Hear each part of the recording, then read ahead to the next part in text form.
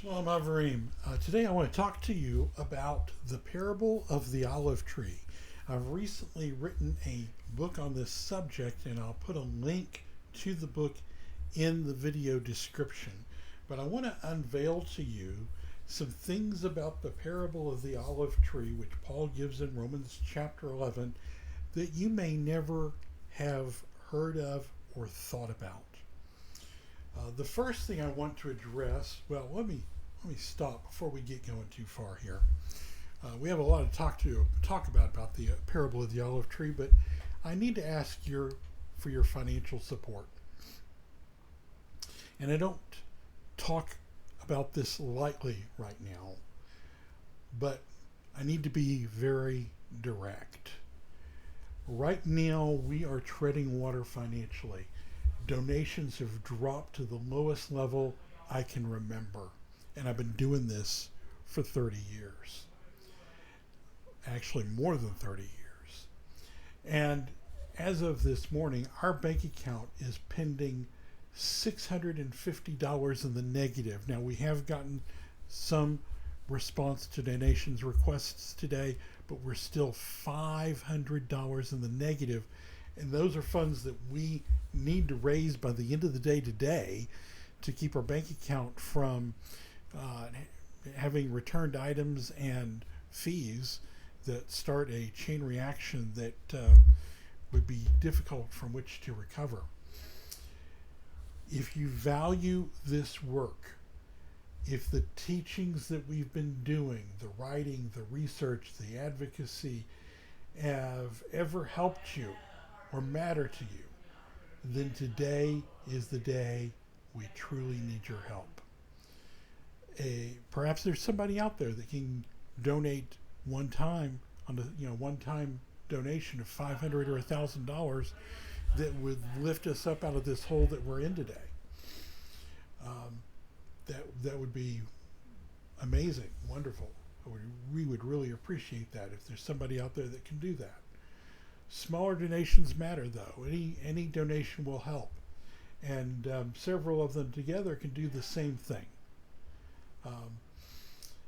This reminds me of the parable of the sticks to Midrash that ties in closely with what we're talking about today. There's a Midrash that says that when Jacob had his sons come to him at the time of his death, that he had them each bring a stick. And he took all the sticks and he put them in a bundle, 12 sticks. And he said, pass it around, and he asked them each to try and break the bundle of 12 sticks. Well, none of them was able to do it. Then he took the bundle apart and he passed it around, and he asked them to each break one stick. And of course they did it easily.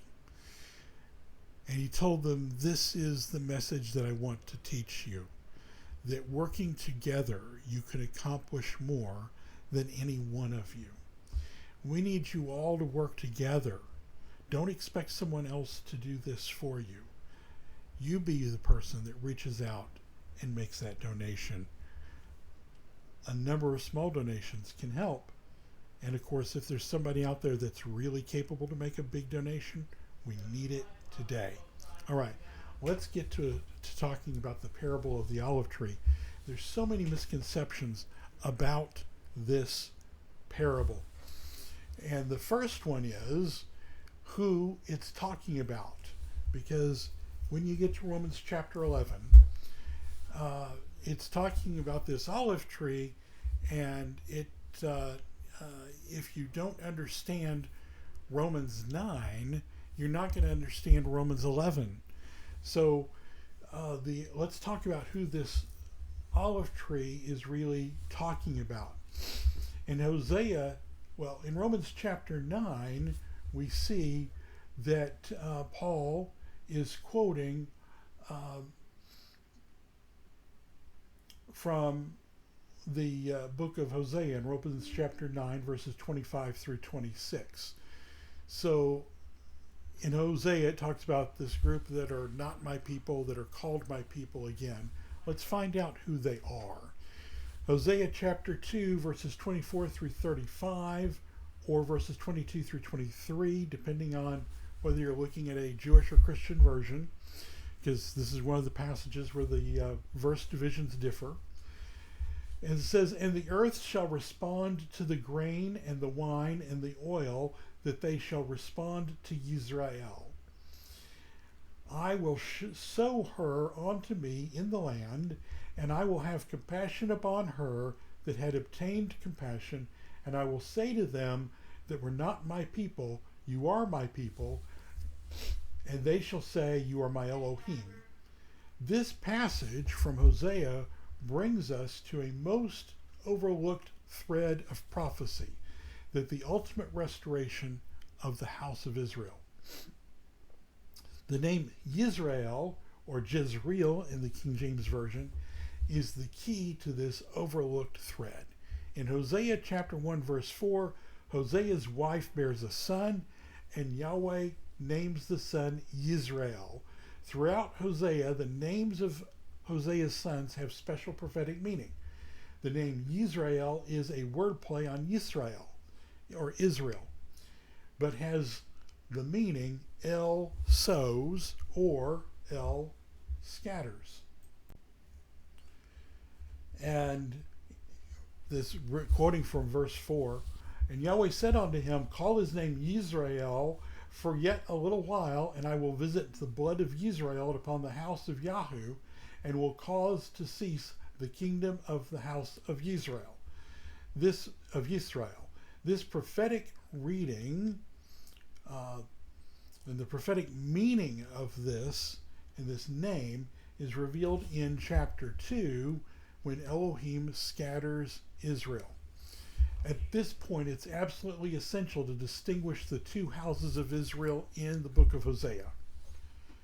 In these first two chapters of Hosea, it's clear that it is not the house of Judah who are facing this chastisement. In fact, Hosea specifies that while he's punishing the house of Israel, he will have compassion on the house of Judah. He says in verse 7, "And I have compassion upon the house of Judah, and I will save them by Yahweh their Elohim, and I will not save them by bow, nor by sword, nor by battle, nor by horses, nor by horsemen."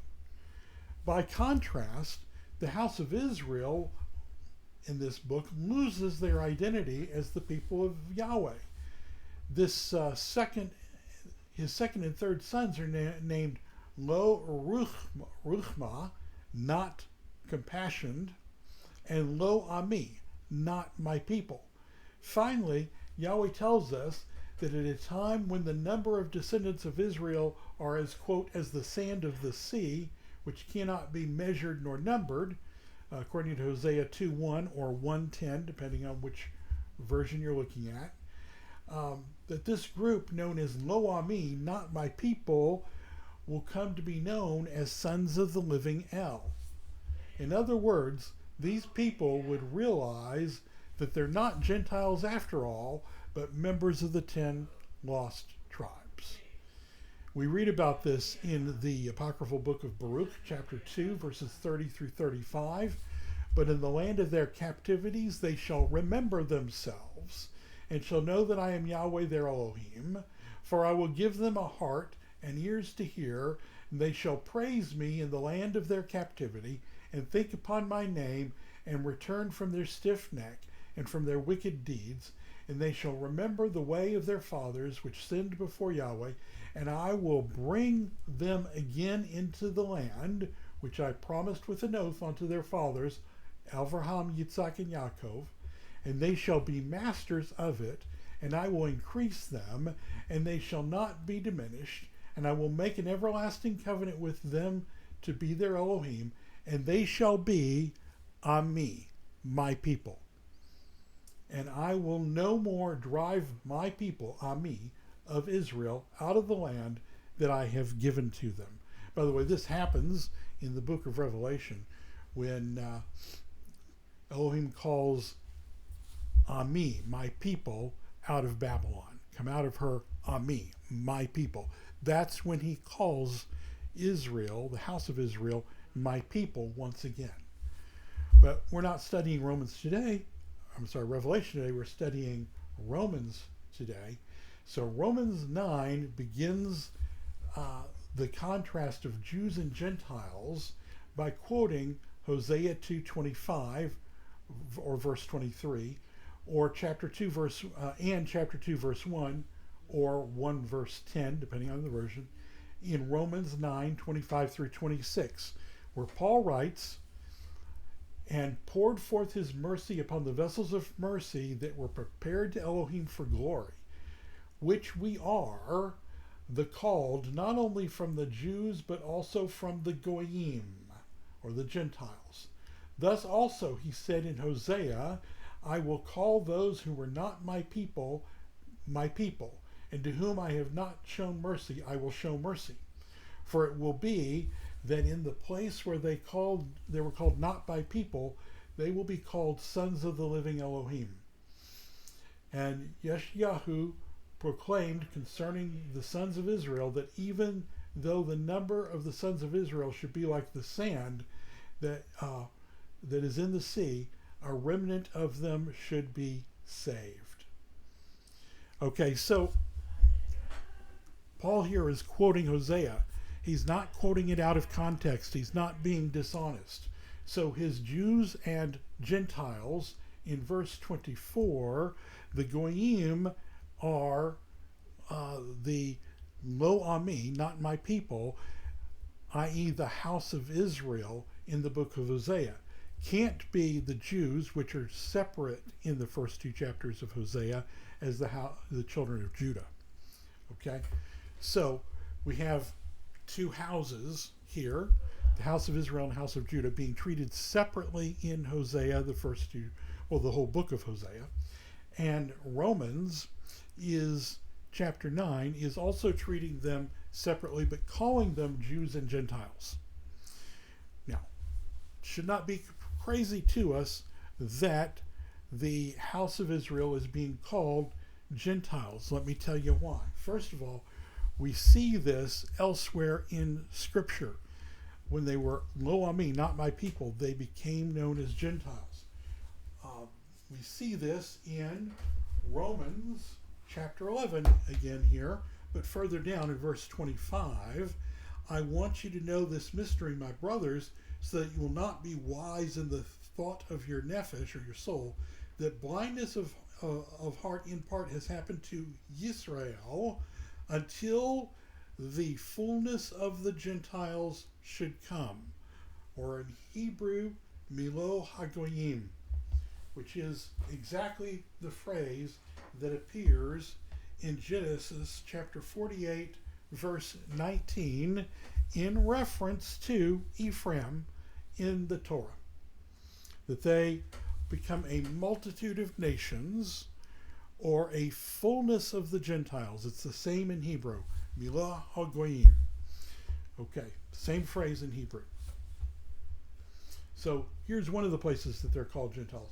Also in Isaiah chapter 9, when the message goes forth to the land of Naphtali, the land of Zebulun and the land of Naphtali, it's called Galilee of the Gentiles. Now, Zebulun and Naphtali were two of the lost tribes, and their dwelling place is Galilee of the Gentiles in Isaiah chapters 8 and 9. This is again Ephraim, the lost 10 tribes, if you will, with their lost identity being called Gentiles. So when Paul advances to the parable of the olive tree in Romans chapter 11, verses 16 through 17, he is talking about the house of Israel and the house of Judah. And this is also clear because he's talking about two trees. But the Hebrew word for tree is etz. Etz also means stick. It can also mean a wood or a piece of lumber. But basically it means stick or tree. And in this case, the two trees, the two olive trees in Romans chapter 11, parallel another prophecy in Ezekiel 37 about two sticks. And those two sticks in Ezekiel 37 represent represent the house of Israel and the house of Judah, just as the two olive trees do, because Ezekiel 37 is talking about the same thing as Romans chapter 11. In Ezekiel 37, the stick of Ephraim is taken and put with the stick of Judah, not on equal terms, but put with the stick of Judah. And this is what's happening in the parable of the olive tree. Branches from the wild olive tree, i.e. the house of Israel, are broken off and grafted into the tame olive tree, the cultivated olive tree, i.e. the house of Judah. So there's other things I want to share with you about this prophecy. One is that if we look in Romans chapter 11, verse 8, Romans chapter 11, verse 8, leading into this parable, we see a reference to the apostasy of Judah. Thus it is written, Elohim gave them a blinding spirit, and eyes that they might not examine, and ears that they might not hear until this very day. He is quoting from Isaiah chapter 29, verse 10. If we go to Isaiah 29, verse 10, and I've done whole studies on this before, there's much more about this in the book, and in fact, there is as I recall, an appendix about Isaiah 29 in the book that goes into all the details of how Yeshua, the ancient Nazarenes, and the rabbis all interpreted Isaiah 29 in the same way, as referring to an apostasy and a restoration of Judah. And Romans chapter 11 is also about an apostasy and a restoration of Judah. In Isaiah 29, that apostasy ends when the deaf hear the words of a book. It's described as a sealed book. And they, when they hear the words of the book, then that wakes them up, basically. Again, there's much more about this in my book, or you can study this on your own when you see that Romans 11:8 is quoting Isaiah 29:10, and you see that there's this parallel. They're both talking about apostasy and restoration. I need to remind you all, please, to donate to support this work before we continue. You can click on the donate link in the video description, or sending donations by PayPal to donations@wnae.org. As I stated earlier, we have a serious need to raise at least $500 by the end of the day today. So if you can help with any of that, we greatly appreciate it. Now I want to share with you a dream I had in the 1980s and where it plays into all of this. Not long after I became a believer in Yeshua as the Messiah. I was about 18 years old, and I recorded this in my journal at the time.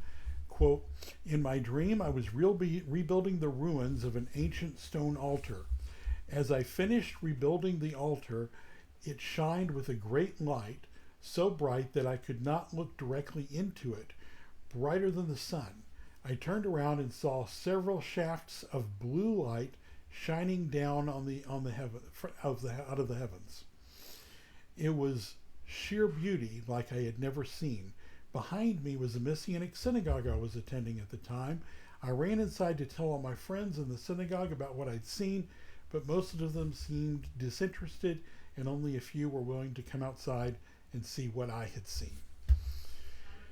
Now I know that the ancient stone altar in ruins was Nazarene Judaism, and rebuilding it represented the work of the restoration of the house of Judah. A major prophetic event is taking place right now. It's this restoration of the house of Judah, not just of Ephraim.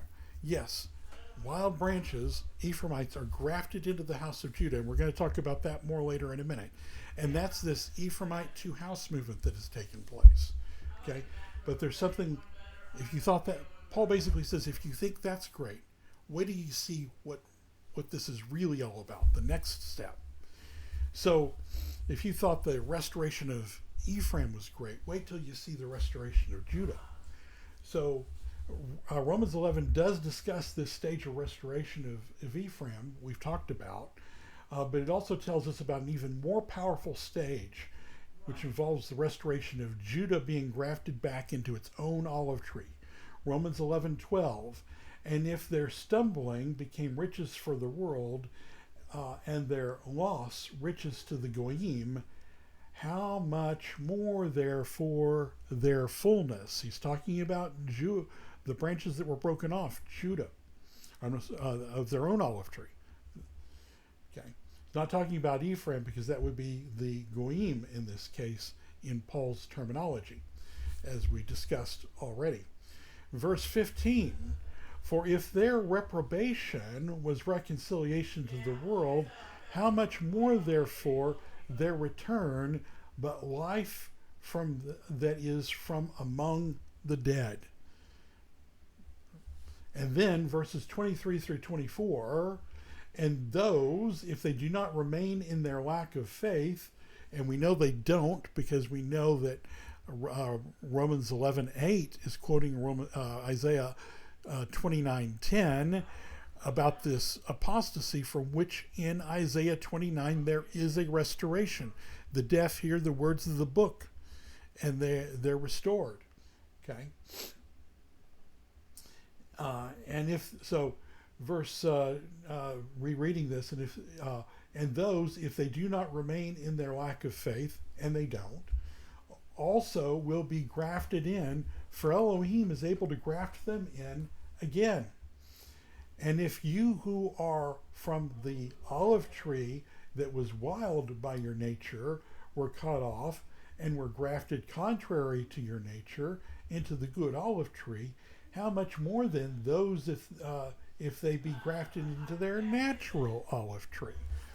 This is declaring the great work of the restoration of Judah, the restoration of Nazarene Judaism, which is the work that I am honored to be doing. So the last thing I want to talk about here is raise the question, are you boasting against the natural branches? If you're those of you that are in the two-house movement, or coming from the two-house movement, coming from the Ephraimite movement, etc. And I hear more and more people from the Hebrew roots and the two-house movements boasting against the natural branches. In the parable of the olive tree, Paul admonishes the branches from the wild olive tree to, quote, boast not against the natural branches, in verse 18. In order to understand what this is talking about, it's important to understand just who the wild branches are and who the natural branches are. That is the identity of the two olive trees. And we have done that today, and we do understand who these two sets of branches are. So the uncultivated olive tree in Romans 11 is clearly, therefore, Ephraim, and the cultivated olive tree is clearly Judah. This prophecy tells us that branches from the tree or stick of Ephraim will be broken off and grafted in to the tree or stick of Judah. And they're to be fed by the root of the tree. The stick of Judah are not to boast against the natural branches. So Ephraimite branches are grafted into the olive tree to be fed by the Jewish root, verse 17, and not boast against the Jewish branches in verse 18. This brings us to a whole series of biblical prophecies that paint a picture that in the last days it's the Gentiles who come to partake from Judah and not the other way around.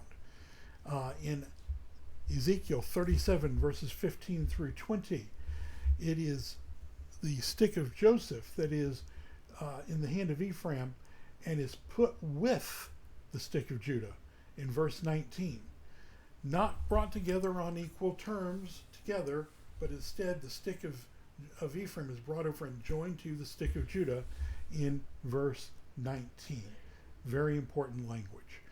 Then in Zechariah 8:23, We read, "Thus said Yahweh of hosts, in those days 10 men from all the languages of the nations take hold." The 10 men represent the 10 lost tribes. They take hold, yes, they take hold of the edge of the garment of a man, a Jew.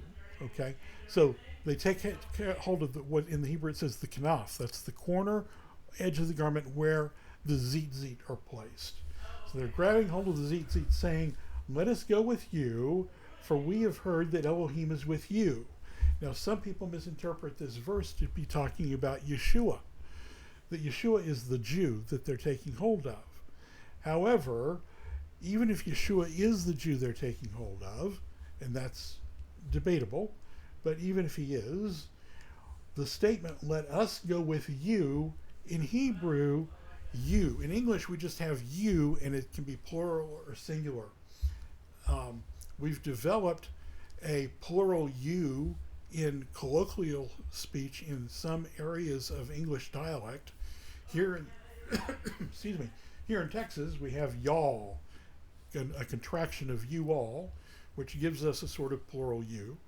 And in the Northeast, they have come up with this plural you by adding s on the end, use, like use guys, okay?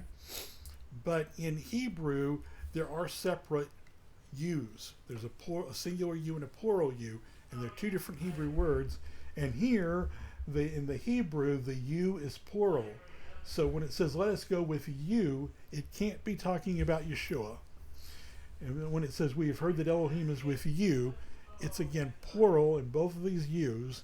So it can't be just talking about Yeshua. It's talking about the Jewish people. And then, of course, in John chapter 4, verse 22, Yeshua is talking to a woman who is apparently an Ephraimite, because he refers to the two mountains, the two places of worship. She was a Samaritan, but he's referring to her Ephraimite heritage because he refers to our father Jacob, and to the well, and to the two places of worship.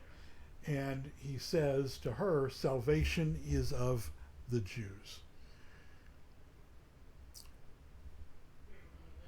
So why is it that consistently we read that Ephraim and the Gentiles learned from Judah and not the other way around? Paul writes in Romans chapter 3, verses 1 through 2, "What advantage has the Jew, or what profit is there in the circumcision?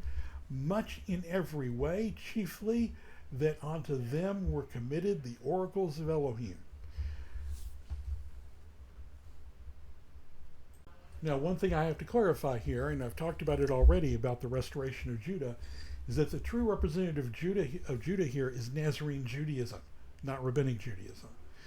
As laid out above, or previously, the restoration of the house of Israel is typified in the parable of the olive tree by the grafting in wild branches, Ephraimites, into the cultivated olive tree, the Jewish people. But an even more powerful stage of the restoration involves Judah being grafted back into our own olive tree, which I've already discussed earlier. So Paul says here, you think the restoration of Ephraim is great. Wait until you see the restoration of Judah. The restoration of Judah is the modern restoration of Nazarene Judaism, which has been unfolding over the last several decades. The picture in Scripture is that in the last days, Ephraimites and other Gentiles will realize that Elohim is with Judah, to whom the oracles of Elohim have been committed. They will take hold of Judah and be led and fed by the Jewish root of the Jewish olive tree. So ask yourself, are you boasting against the natural branches? Do you think that the house of Judah needs to take hold of the house of Ephraim to be fed? Are you taking hold of Judah being fed by the root and of the Jewish olive tree? Something to ask yourself. So I want to encourage everybody to acquire my new book, The Parable of the Olive Tree. I will provide a link in the video description to where you can, that's available on Amazon. And so I encourage you to buy the book, The Parable of the Olive Tree, as well as my other books, of course, and to donate by clicking on the donate link also in that video description. Until next time, everybody, shalom.